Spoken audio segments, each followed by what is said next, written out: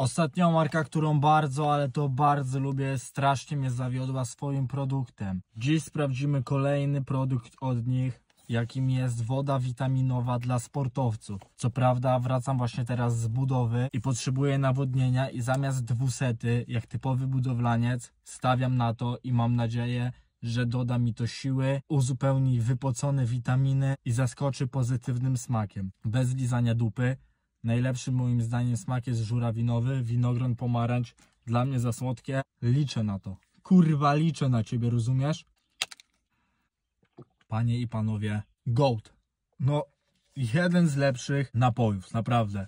Herbatka, taka ala granulowana, aczkolwiek no skład powala na nogi jak cios Lili Topuri. Moja ocena 8 na 10, bo zawsze może być lepiej. Daj znać, czy próbowałeś tego pysznego napoju. Powiem tak, dowieźli.